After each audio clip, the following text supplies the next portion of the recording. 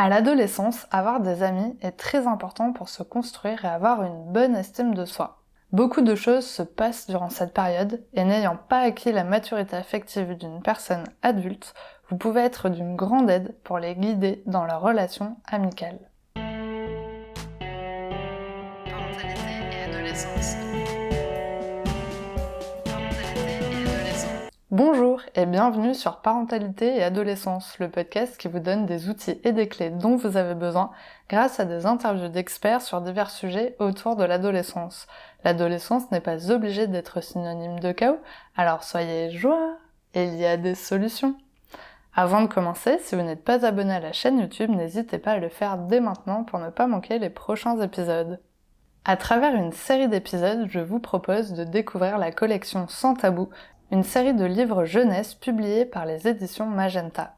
Ce sont des livres documentaires et pratiques qui abordent divers sujets comme la confiance en soi, le stress, l'amitié, la sexualité, mais aussi les écrans, l'alimentation ou encore les émotions.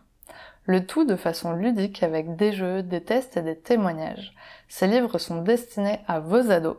Alors sur le podcast, je vous propose en format plus court de vous donner les clés pour accompagner votre ado sur certains sujets de sa vie. Aujourd'hui, on va donc parler de l'amitié à l'adolescence en se basant sur le livre Avec mes amis, j'assure de Ludivine Artus, psychologue clinicienne et thérapeute des familles. J'espère que cet épisode vous plaira. Accompagner votre ado dans ses amitiés peut être un défi, mais c'est aussi une partie importante du développement de votre enfant. Au début du livre, l'auteur aborde la notion de lien d'attachement avec les parents qui jouent un rôle crucial dans le développement émotionnel et social des adolescents. Voici un extrait. En psychologie, l'attachement représente la façon dont s'est construit le lien lorsque tu étais bébé et enfant avec les adultes qui se sont occupés de toi, le plus souvent tes parents. L'auteur explique que le lien avec les parents a une influence sur l'estime de soi, bonne ou mauvaise, et donc sur le lien avec les amis. Et il finit par la phrase « Tes premières relations influencent tes futures relations et peuvent te rendre vulnérable ou au contraire te protéger dans tes futures amitiés. » Un environnement familial, sécurisant et bienveillant favorise une estime de soi positive. Les adolescents qui se sentent aimés et acceptés à la maison ont tendance à développer une estime de soi saine. Une estime de soi positive peut influencer la manière dont un adolescent interagit avec ses pairs. Les adolescents qui ont une bonne estime d'eux-mêmes sont souvent capables de développer des relations amicales saines, basées sur la confiance et le respect mutuel. Ils sont plus enclins à établir des limites appropriées et à choisir des amis qui les soutiennent positivement. En ayant une communication ouverte avec votre ado, vous pourrez discuter des caractéristiques des relations saines, y compris le respect, la communication et le soutien mutuel. N'hésitez pas à lui faire savoir que vous êtes là pour l'écouter, discuter de ses amitiés et répondre à ses questions. Créez un environnement de confiance avec votre ado où votre ado se sent à l'aise pour vous parler de ses amis, de ses préoccupations et de ses expériences. Respectez les choix d'amis de votre ado, même si vous ne les approuvez pas nécessairement. Les ados ont besoin de faire leurs propres expériences. Comme le dit l'auteur dans cet extrait, à l'adolescence, tu vis des situations sociales au collège, dans tes loisirs et ailleurs qui te permettent de tester des rôles.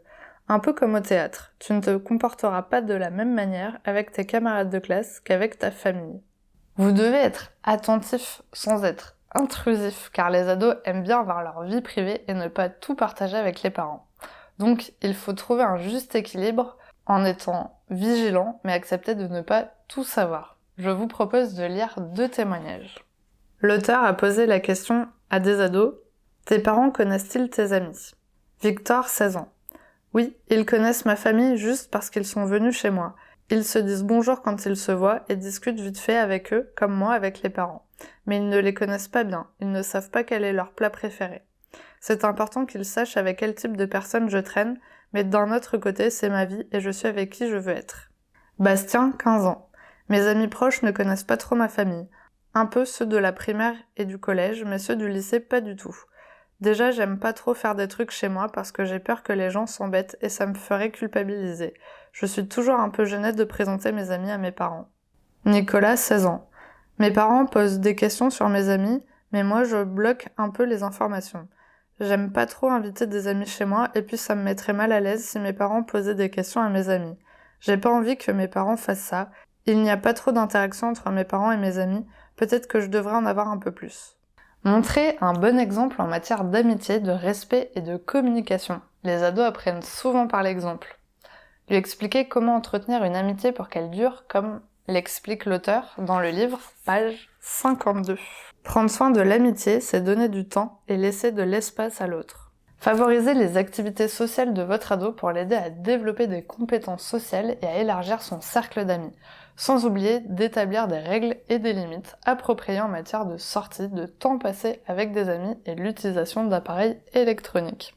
Car comme vous le précise l'auteur dans le livre, il y a les fameux rites de passage que l'on peut voir à la page 65. Les rites de passage. Le collège est une période où tu peux tester des choses pour te lier aux autres. Une autre façon de se faire des amis et d'obtenir son pass pour entrer dans un groupe, c'est de faire quelque chose qui te rend cool. Ce qu'on peut appeler les rites de passage, comme fumer une cigarette, manger des tacos, porter tel vêtement, conduire un scooter. C'est-à-dire faire quelque chose qui va montrer que tu es capable ou qui va t'intégrer auprès des autres parce que tu fais comme eux. Il est tout à fait normal de vouloir essayer des choses à ton âge, mais il ne faut pas se mettre en danger. Tester des choses pour se sentir inclus dans une bande est légitime, mais pas toujours très sain.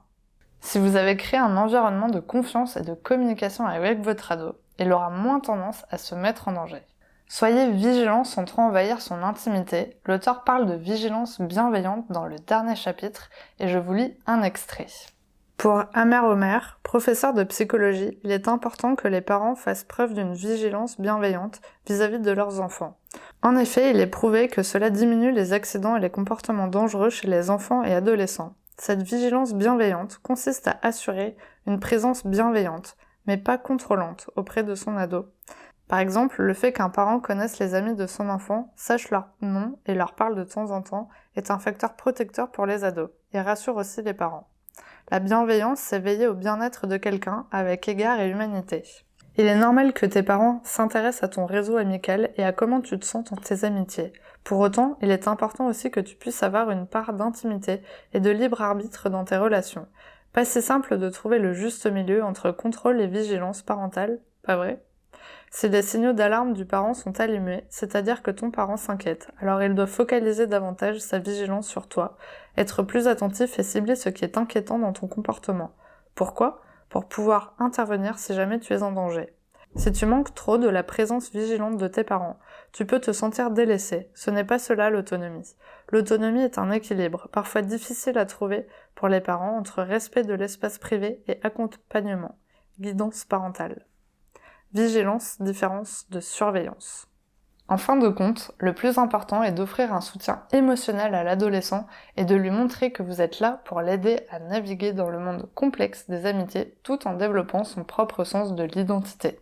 Si vous souhaitez aller plus loin et apporter des ressources à votre ado, vous pouvez retrouver toutes les informations dans le livre « Avec mes amis, j'assure » de Ludivine Artus aux éditions Magenta.